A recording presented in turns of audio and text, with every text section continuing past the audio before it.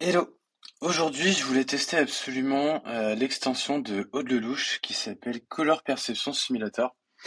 Euh, c'est vrai que je trouve que malheureusement, on n'est pas assez sensibilisé à l'accessibilité dans le dev.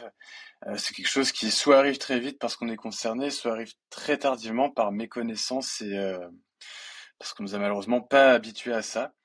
Et du coup, j'avais promis de tester son extension et j'ai trouvé ça hyper cool. Donc l'idée c'est de pouvoir simuler certaines perceptions que les gens, on va dire valides, euh, n'ont pas, et donc ça permet de se rendre compte un petit peu comment les d'autres personnes voient le monde. Donc là, si je prends la protanopie par exemple, alors je vois qu'il n'y a pas grand-chose qui a changé sur mon écran, mais ici oui, la photo. Si je vais sur mon profil que je fais restaurer, donc on voit que ça, cette image. Bah voilà, elle a été un petit peu atténuée. Donc ça c'est pour la protanopie. Ça je crois que c'est assez proche, j'ai l'impression.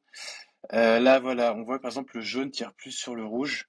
Donc c'est assez cool finalement de pouvoir se rendre compte de ça. Donc je vois que bien que les couleurs changent, ça reste assez lisible.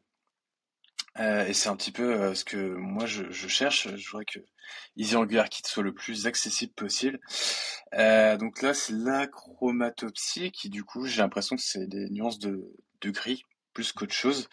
Voilà, ça reste complètement accessible, lisible, et donc je suis plutôt content. Donc voilà, je lui ai suggéré quand même de pouvoir intégrer des axes d'amélioration sur peut-être récupérer les valeurs des contrastes, etc. pour améliorer l'existant. Mais en tout cas, je suis content parce que il semblerait que Easy on Locker Kit soit accessible en tout cas pour ces problématiques.